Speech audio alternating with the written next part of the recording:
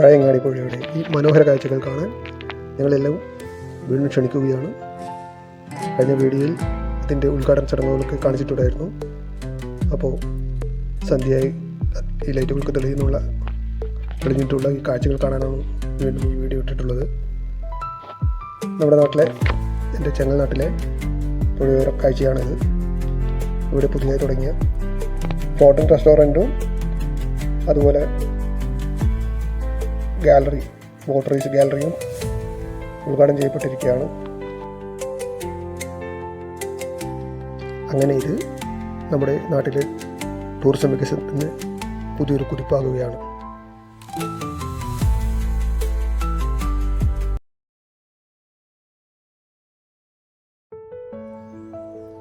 ഇപ്പോൾ സന്ധ്യയായിട്ടുണ്ട്.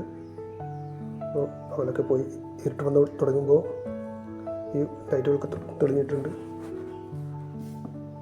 അത് കാണാനായിട്ട് ആൾക്കാർ വന്നുകൊണ്ടിരിക്കുന്നുണ്ട്.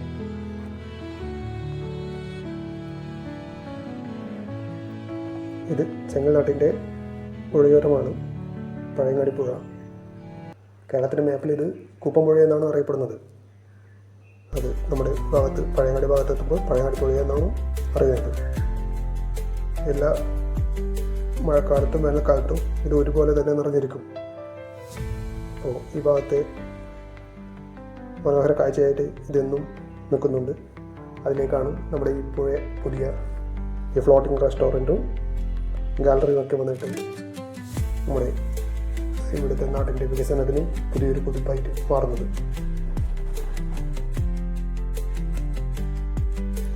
വളരെയധികം തിരക്കില്ലാത്തതിനാൽ ആൾക്കാർക്കൊക്കെ ഇങ്ങനെ ഫോട്ടോ സെഷനൊക്കെ സാധിക്കുന്നുണ്ട്.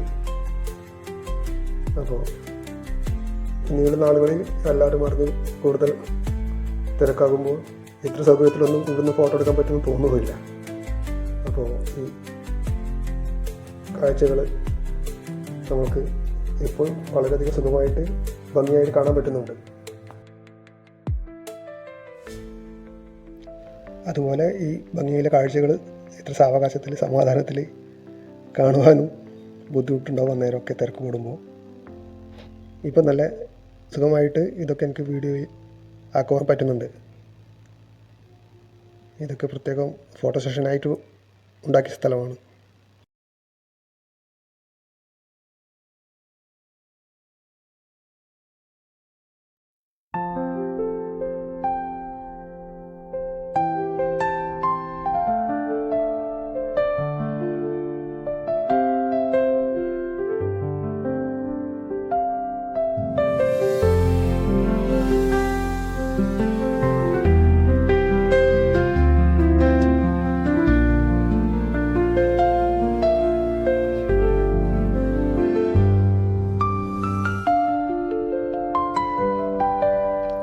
ലൈറ്റുകളൊക്കെ തെളിഞ്ഞിട്ട് അതിൻ്റെ പ്രതിബിംബം വള്ളത്തിൽ നല്ല തിളക്കമുണ്ടാക്കുന്നുണ്ട്.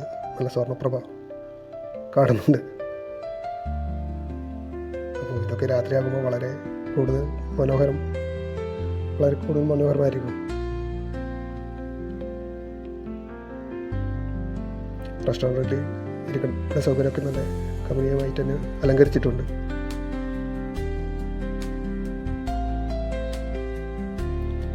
ഇന്ന് ഈ ഭാഗത്ത് പ്രത്യേക ഭക്ഷണ സൗകര്യമൊന്നും ഒരുക്കിയിട്ട് കാണുന്നില്ല. ഉദ്ഘാടന ദിവസമായത് ഉണ്ടായിരിക്കണം.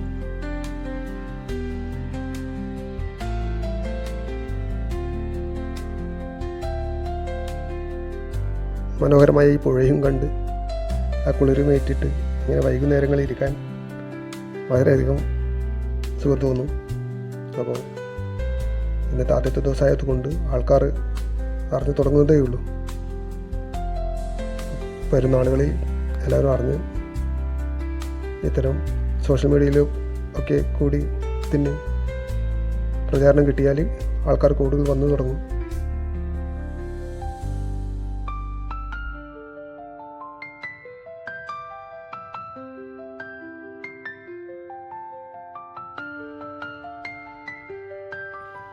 ഭക്ഷണം തയ്യാറാക്കി വെക്കേണ്ടുന്ന പാത്രങ്ങളാണ്.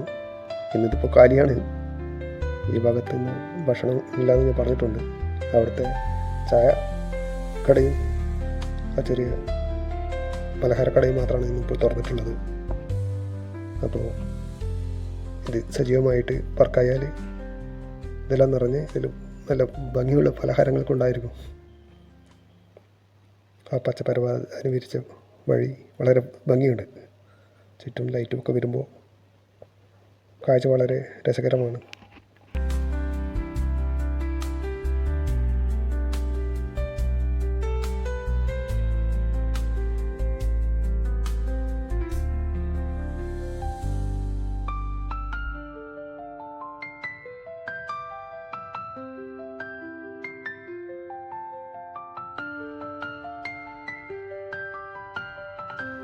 ഇതാണ് പവലിയൻ. ഇവിടുത്തെ ബാൽക്കണിയിൽ വളരെ കൂടുതൽ ആൾക്കാർക്ക് ഇരിക്കാനുള്ള സൗകര്യമുണ്ട്. ഇവിടെ ഓണത്തിന് ശേഷം ഈ പുഴയിൽ വള്ളംകളി നടക്കാറുണ്ട്. ആ ബോട്ട് റേസിന് വേണ്ടിയിട്ട് പ്രത്യേകം തയ്യാറാക്കിയതാണ് ഈ പവലിയൻ. ഇവിടെയാണ് സ്റ്റാർട്ടിംഗ് പോയിൻ്റ് വരിക. അപ്പോൾ ഇവിടെ അനേകം ആൾക്കാർക്ക് നിന്നിട്ടും അത് വീക്ഷിക്കാൻ പറ്റുന്നതാണ്. എന്നാൽ ഇപ്പോൾ ഇവിടെ നമ്മൾക്ക് ഈ സായാഹ്നങ്ങളിലും അല്ല പകൽ നേരങ്ങളിലൊക്കെ വന്നിരുന്നിട്ട് തന്നെ നമ്മുടെ ഈ പുഴയെ ആസ്വദിക്കുവാൻ, സായാഹ്നങ്ങളെ ആസ്വദിക്കുവാൻ പറ്റും. അപ്പോൾ അത് വളരെ ഒരു സൗകര്യമുള്ള കാര്യമാണ്.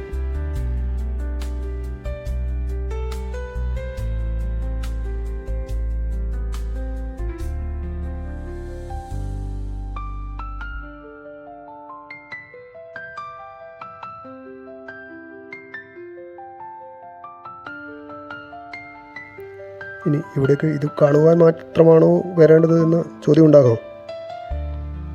ഇങ്ങോട്ട് വന്നാൽ ഇത് മാത്രമല്ല, ഇത് ചുറ്റുവട്ടമൊക്കെ വളരെയധികം മനോഹരമായ പ്രകൃതി ഭംഗിയുള്ള കാഴ്ചകളുണ്ട്. തൊട്ടാണ് മാടായിപ്പാറ.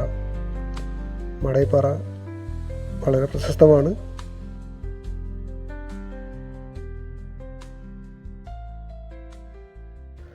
ആ മാടായിപ്പാറയിൽ പോയാൽ നല്ല ചുറ്റുവട്ടുള്ള മനോഹരമായ ഹിൽ ടോപ്പ് കാഴ്ചകൾ കാണാം. സായാഹ്നങ്ങൾ അവിടെ വളരെ സുന്ദരമാണ്. അപ്പോൾ മാടായിപ്പാറ അത് തൊട്ടന്നെ ഇതും വന്നതുകൊണ്ട് ഒരു വലിയ ടൂറിസം വികസനം ഇവിടെ സാധ്യമാകുന്നത് അത് ഉറപ്പമാണ്. അവിടെ ആൾക്കാരൊക്കെ ഇരുന്ന് ഫോട്ടോ എടുക്കുന്നുണ്ട് സുഖമായിട്ട്. നല്ല ഭംഗിയുള്ള ലൈറ്റുകളൊക്കെ വന്നിട്ടുണ്ട്. ഇപ്പോൾ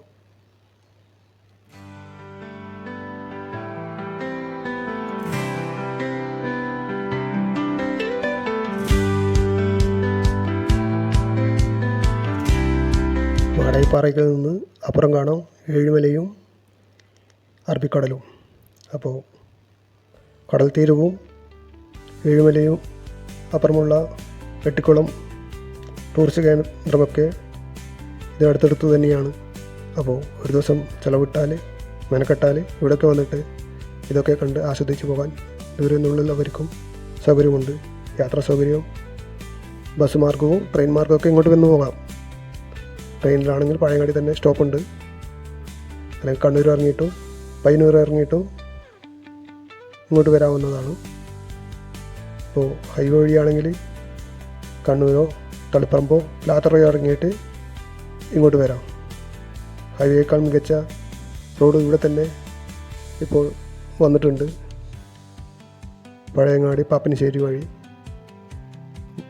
വളപട്ടണത്തെയും ലാത്തറയും ബന്ധിപ്പിക്കുന്ന KSTPയുടെ നല്ല സൗകര്യമുള്ള റോഡ്, അതിലൂടെയും ഇവിടത്തേക്ക് വരാവുന്നതാണ്. ബസ് സ്റ്റാൻഡിൽ തൊട്ട് അടുത്ത് തന്നെയാണ് ഈ സ്പോട്ട് നിൽക്കുന്നത്. ബസ് സ്റ്റാൻഡിന് അപ്പുറം തന്നെയാണ് മാടായിപ്പാറയും പഴയങ്ങാടി പുഴയും നിൽക്കുന്നത്.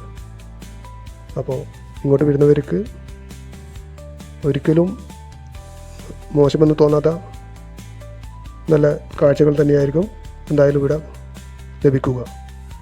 അപ്പോൾ ഇത് കാണുന്നവരും പറഞ്ഞറിയുന്നവരൊക്കെ ഇങ്ങോട്ടേക്ക് വന്ന് ഈ സുന്ദര കാഴ്ചകൾ കാണാൻ തയ്യാറാകണമെന്നാണ് പ്രത്യേകം പറയാനുള്ളത്.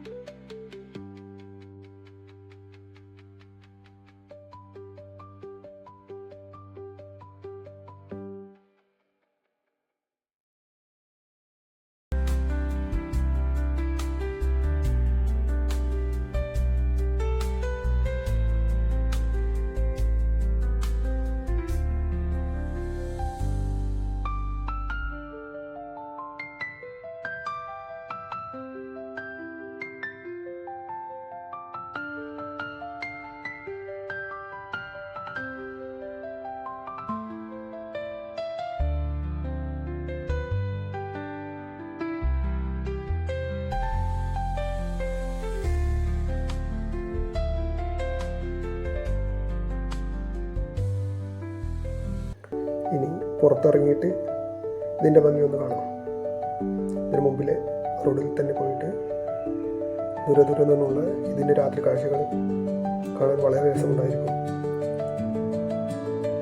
രാത്രി ഇലക്ട്രിക് ലൈറ്റുകളൊക്കെ തെളിഞ്ഞിട്ട് അതിൻ്റെ പ്രകാശം ആ വെള്ളത്തിൽ തിളങ്ങുമ്പോൾ വളരെ ഭംഗിയോട് കാണാൻ.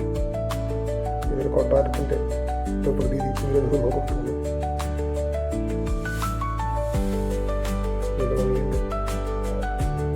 വെള്ളത്തിൻ്റെ പ്രകാശം, സ്വർണ്ണത്തിളക്കം, വെള്ളത്തിളക്കം ഒക്കെ ആകുമ്പോൾ വളരെ ഭംഗി തോന്നുന്നു.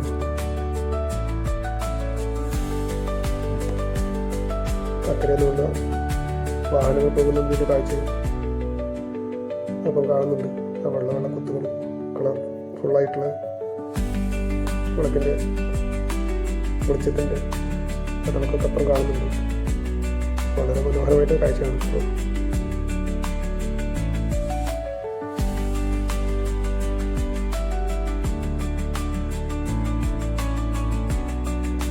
എന്തായാലും ഈ കാഴ്ചകൾ വീഡിയോ ഇഷ്ടപ്പെട്ടാൽ ലൈക്ക് ചെയ്യണം, ഷെയറും ചെയ്യണം, ചാനൽ സബ്സ്ക്രൈബും ചെയ്യുക.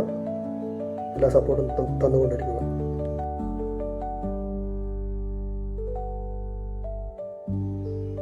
എല്ലാവരും ഈ കാഴ്ചകളൊക്കെ കാണുവാൻ തീർച്ചയായും ഇങ്ങോട്ട് വരിക. അടുത്ത വീഡിയോ വരുന്നത് വരെ കാത്തിരിക്കുക. നന്ദി.